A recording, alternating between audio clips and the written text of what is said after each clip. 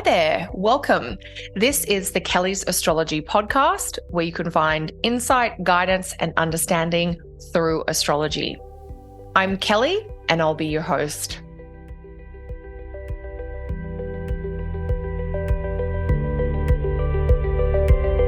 Hey there, everyone, and welcome to another episode of the Kelly's Astrology podcast.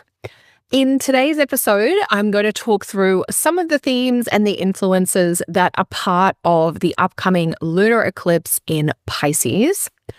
Before we jump in for our eclipse deep dive, I do want to take a minute and let you know about some of the in-person events that I have coming up.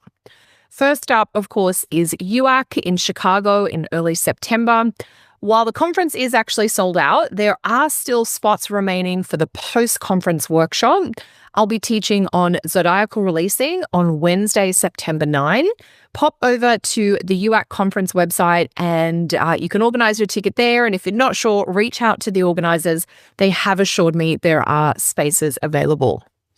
If we turn our attention to early 2027, I am gearing back up for a more full travel teaching schedule. So in the early part of 2027, you can catch me in San Diego, in Sydney, and in Strasbourg. Check the calendar page on my website, kellysastrology.com, for details about where I'll be and when. And if it works for you, I hope to see you in person in the new year. All right, with that info shared, let's dive into lots of insights around this lunar eclipse in Pisces. So first up, the degrees, the dates, the details, the kind of essential info that you need. The lunar eclipse is going to be at 4 degrees of Pisces. It's taking place on the 27th or 28th of August, depending on where you are. In most locations, it's going to be on Friday the 28th, with many of us experiencing the eclipse overnight from Thursday to Friday. So I think they're the essential details. This is the final eclipse in Pisces for this series. So for this eclipse season, we've now reached the end of it. And so one theme of this particular eclipse is about closing down a cycle that began in September of 2024. So almost 2 years ago was when we started this current journey of eclipses through Pisces. They are also tied to the transit of the North Node in Pisces. And so under this particular eclipse, as August 2026 comes to an end, you might find yourself kind of acknowledging or working through the end of a chapter in your life. You might realize that you are ready to dream up a new way forward. I'd really encourage you to take a moment to look back and think about the last 2 years and what that's been about for you, what your guiding dreams or visions might have been. It's important to know that so you can acknowledge how they may have changed or the ways in which the dreams that really inspired you over the last 2 years may not be quite the right dreams to keep pursuing moving forward. So the idea here is that we want to acknowledge the end of the chapter. We want to kind of give ourselves space to dream up new possibilities.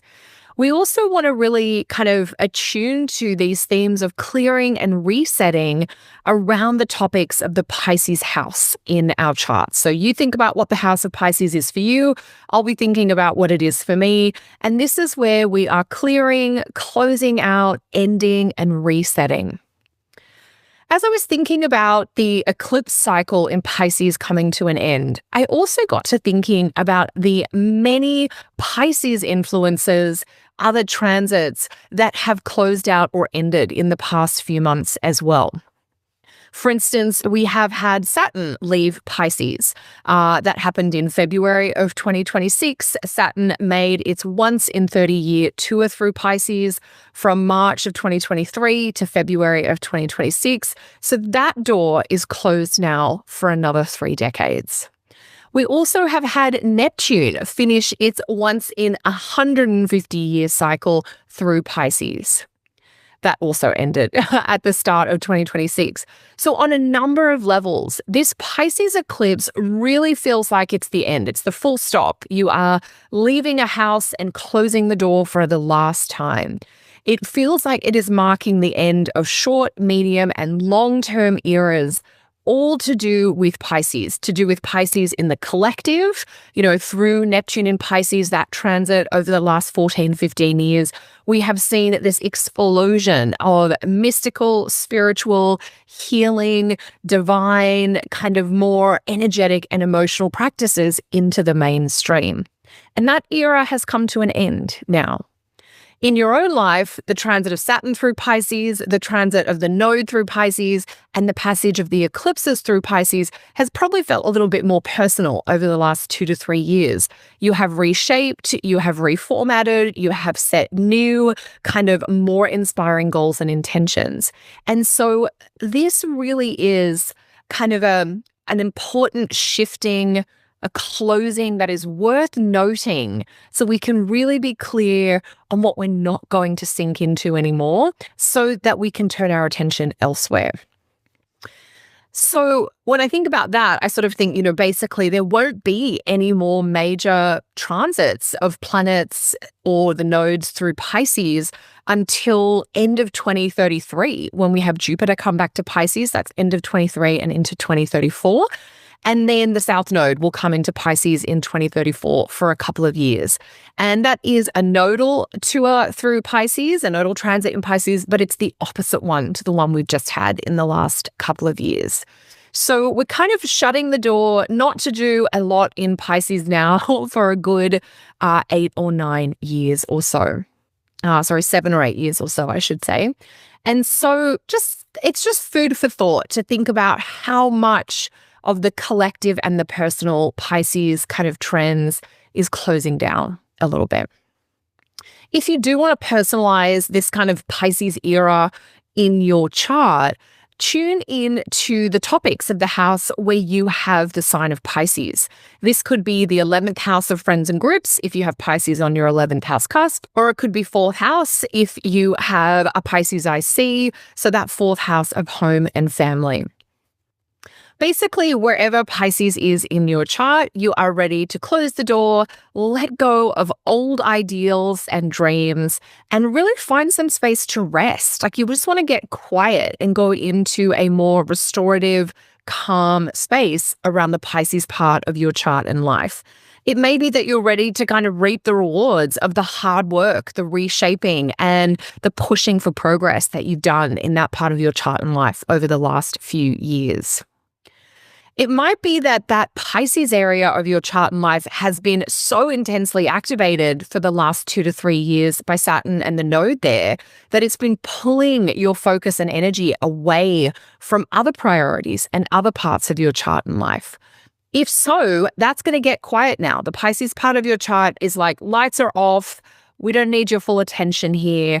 You can go and reactivate your interests or intentions elsewhere in your chart and life. So if we come down from that kind of big picture perspective of this eclipse in Pisces, and instead we kind of come back to, okay, it's an eclipse in Pisces, it's a water sign.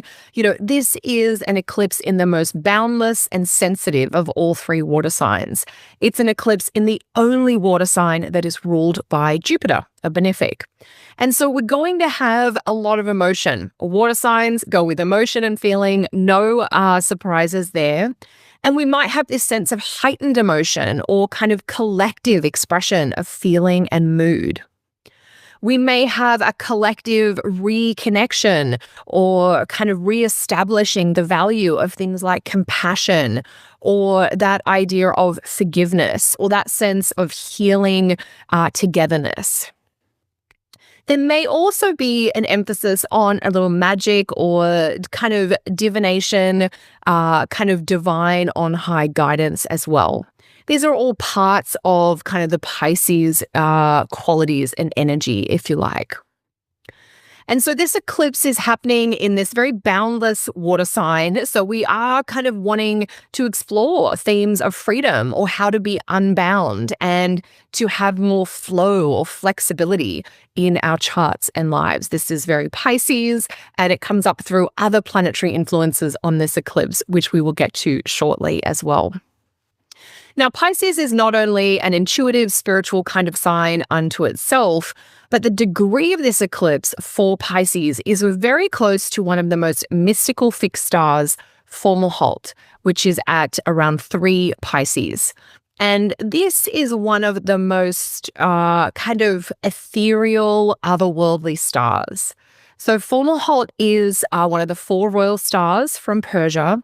It's associated with success through idealism and through the realm of spirituality.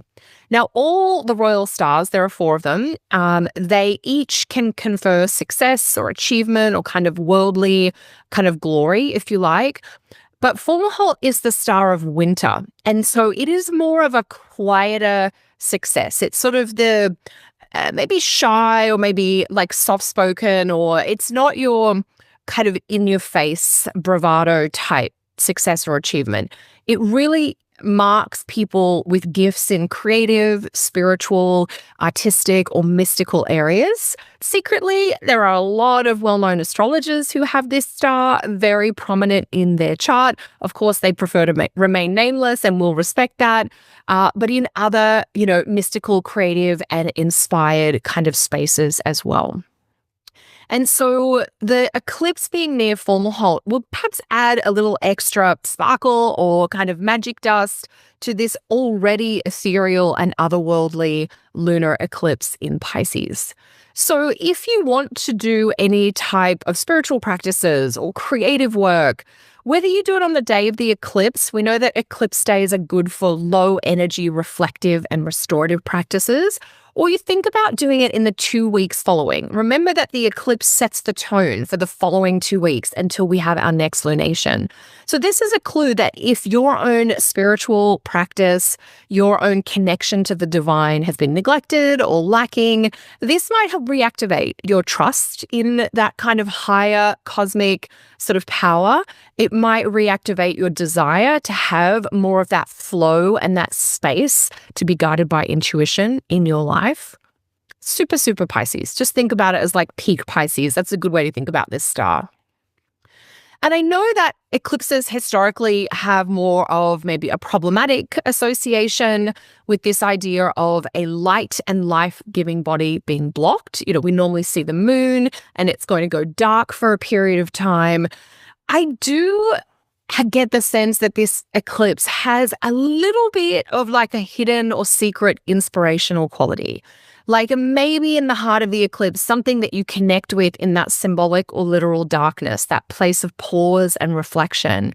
Something you connect with in that kind of shadowy space has this sort of secretly creative or mystical undertone, and it might help reawaken those elements in your life. It might help you connect with something that is really meaningful for you, or help you remember what used to make you feel really alive. In Pisces, as a water sign ruled by Jupiter, we're looking to have the full breadth and depth of experiences, of emotional experiences, of kind of intuitive, maybe creative experiences. Pisces is also the sign where Venus has her exaltation. So both benefics are very influential in the sign of Pisces. And there is this fullness, like an appreciation that a fullness of feeling from highs to lows and everything in between is part of what makes a really rich and textured human experience. And so there's something about this eclipse that helps you reconnect with where you've been lacking that fullness or that richness of experience. So it is an eclipse that is going to have lots of emotion, lots of feeling, but also some creative and maybe mystical or uplifting influences and experiences too. So if we now turn it to the planets, there are 2 worth mentioning in direct relation to this eclipse in Pisces. The first, of course, is Jupiter, which is the ruler of the eclipse in Pisces. Now, Jupiter is in Leo, so it is very confident, it's very bold, it's very expressive. Jupiter has only recently come into the sign of Leo, so that's part of where this undertone of maybe enthusiasm, self-belief, self-trust, or self-confidence can be coming from. Now, because Jupiter's in Leo, it doesn't directly witness or aspect the eclipse in Pisces. Pisces and Leo are signs that are in aversion or don't see each other. However, Jupiter has recently just returned to visibility in the morning sky. And so this return or reemergence of Jupiter does feed into the energy and influences of this Pisces eclipse. And as much as the eclipse itself marks the end of a cycle, last eclipse in Pisces, end of a 2-year chapter, end of all of those other influences in Pisces, with nothing to be seen for years on the horizon. That end, this is very much a yes and situation. There is something about Jupiter's return to visibility that suggests setting off on a new quest. It suggests adopting maybe a more uplifting or optimistic outlook, like looking forward and seeing something worth stretching yourself for. So I do kind of have the sense that hidden in this eclipse is an invitation. And if you get quiet enough and you get still enough and you can go within enough, you're going to hear the invitation. You're going to get it. So hidden in this eclipse, there is an invitation to stretch and expand, to take a leap of faith on behalf of your growth and personal unfolding. There is some clues or reminders or breadcrumbs to help you kind of get going that is about where to next. What am I ready for? What do I believe I'm capable of? And based on that, what am I willing to try or take a risk around? And so you might be more ready for your next chapter than you realize. And I think your mood or memories or inklings around this eclipse, August 27, 28, 29, they're going to bring some possibilities, maybe unexpected developments, and they would be worth exploring. The second planet to keep in mind for this eclipse is Uranus, which is at 5 Gemini and forming a square aspect to that Sun-Moon opposition, which makes the eclipse. So Uranus's pattern-breaking qualities, as well as its tendency to add a little chaos to life, are also likely to show up around this eclipse. Now, frankly, we know that eclipses are pattern-breaking events unto themselves, and they already correspond to more chaotic or disruptive periods. So when we add Uranus in, it's kind of a repetition or a double up of something that's already there. It's not necessarily adding anything new, but it is intensifying that sense of kind of wild, unknown, or unexpected. Like, we're not following the rules, everything's up in the air, our guardrails are gone, the guidelines no longer apply.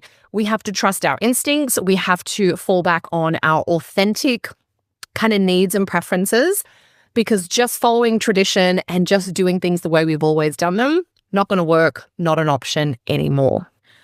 So Uranus's influence on the eclipse via that square aspect to the eclipse axis itself, that suggests that authenticity might be needed. That to honor your essence, you might need to break with the crowd or to go against tradition. You might need to buck convention. This is a clue that innovation and invention, which is literally experimenting with new options or doing something in a way that you have not tried before, that is all part of this eclipse influence as well. So we've got Jupiter, the ruler of the eclipse, with its reemergence kind of cluing us into a new quest, a new adventure, or a new chapter beginning. And then we've got Uranus with its kind of unpredictable, kind of roller coaster-like energy, suggesting it's time to really break old patterns or let go of the way things have been done before and experiment with how we could do things differently. Now, if we think about the eclipse as a whole, it is in the sign of Pisces, which is a variable, mutable sign. Always think about Pisces as like meandering water.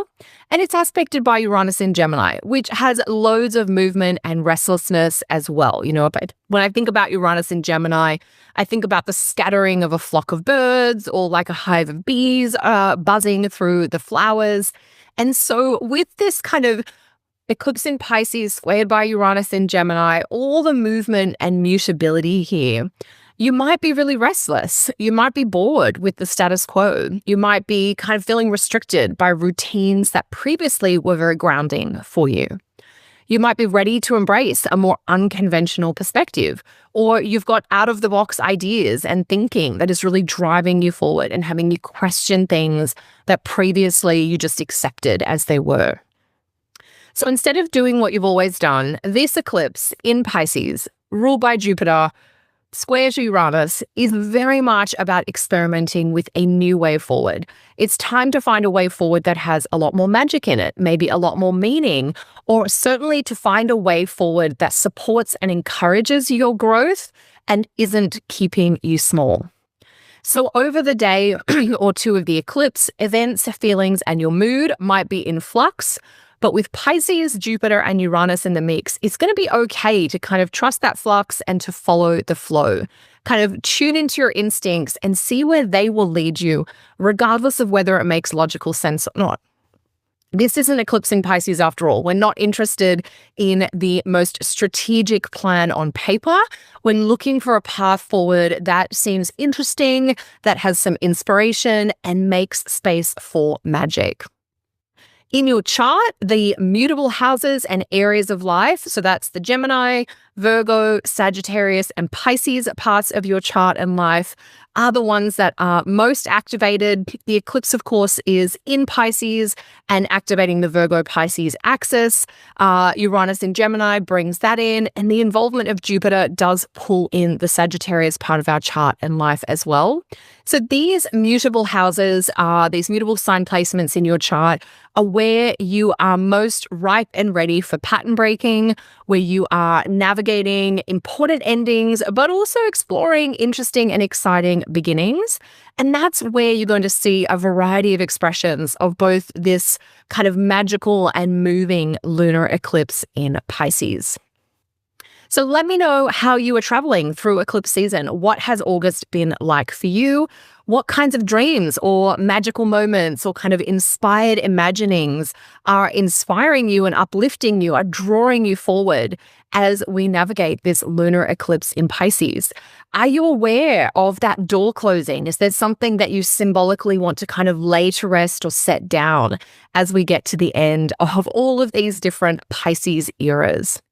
Thanks so much for joining me. I look forward to catching you next time. Until then, take care.